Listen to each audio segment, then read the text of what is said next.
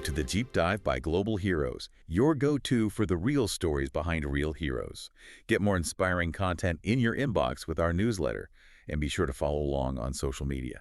Today, we're going to dig into the ultimate guide to fall for London, Ontario. Our goal here is really to pull out those specific details, the dates, the surprises that kind of show why this city is, well, red hot for a road trip right now, even with the weather cooling down. Yeah, and looking through this, what jumps out is just the variety. It's really broad. We're not just talking leaves and pumpkins, so there's that too. It's like high-level arts, food, sports, family fun, all packed together. Okay, so quite a mix. Definitely. We can kind of synthesize these categories, fun, food, art, sports, to give you a sense of how much planning potential there actually is for, say, a long weekend. Right. Let's start with maybe the big visual, the spectacle, fun, farms, and foliage. Mm-hmm. The big one seems to be Pumpkins After Dark at Storybook Gardens. That's running October 3rd to November 1st. Mm. And it's not just a few pumpkins. We're talking, what is it, over 10,000. Glowing, hand-carved pumpkins. Sounds pretty impressive. It does. And the detail that caught my eye was the specific mention of no jump scares. Oh, interesting. Yeah, it kind of shifts the vibe, doesn't it? Makes it less typical Halloween and more like an art installation. Plus live carving demos, treats.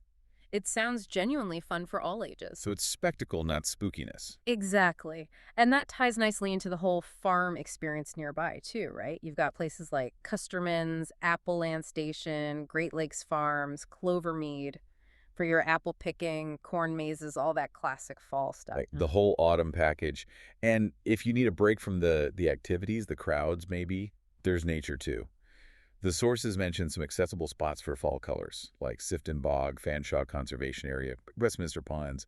You don't have to go miles out of the way, it seems. No, that's handy. And after all that walking, you're probably going to be hungry. Which brings us to fall food and flavors. It seems like the markets are a good starting point. Covent Garden Market, the market at Western Fair District for that local harvest feel. You got to get the local cheeses, the baked goods. And then for actual meals, it looks like a pretty wide range. You've got family spots like Palisade Social Bowl, but also some serious dining options. And dining, Blackfriars Bistro, Craft Pharmacy are mentioned. Right here. And the whole local craft drink scene seems strong too. Breweries, distilleries, tap rooms. It's definitely more than just a student town these days.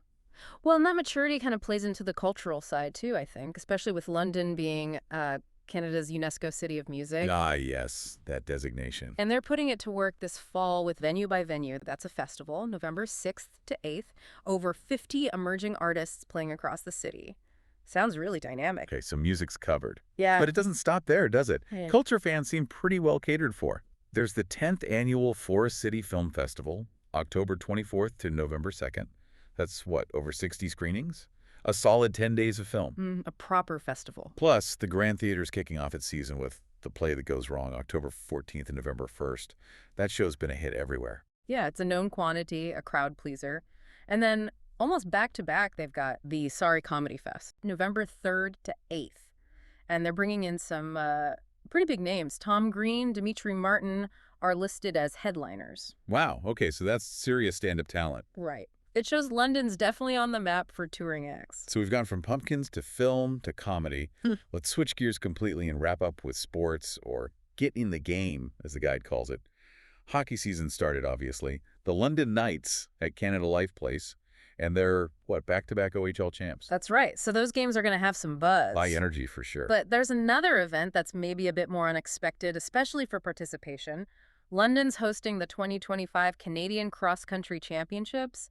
End of November, the 29th and 30th. Okay, national championships. That's big. Yeah, but here's the really cool part. They have this Canadian Cross Country Classic 5K. It lets regular runners, anyone, run on the actual championship course. Oh, that is cool. So you can test yourself against the best, sort of. Exactly. It's a neat bit of public access to a high-level event. Okay, so summing this all up then. Yeah. What's the takeaway for someone listening? It seems like London's offering this continuous stream of really diverse fall fun, starting with those thousands of artistic pumpkins early on, right through to national level running at the end of November. The variety is kind of staggering. Yeah, I think the bigger picture here is that density of high-quality focused events. Proper film festival, national sports championships, the UNESCO music connection. It suggests London isn't just a place for a casual fall weekend, although it's great for that too. It's actually emerging as a significant hub for culture and activity pretty much year-round. It warrants, like you said, a serious road trip. Makes sense. So if you're feeling inspired and want to plan that trip, get all the dates, times, ticket info, where should you go? The place to start is londontourism.ca. All the details should be there. Definitely time to get road trip ready. That's it for today's deep dive. Want more? Stay connected with global heroes through our newsletter and socials.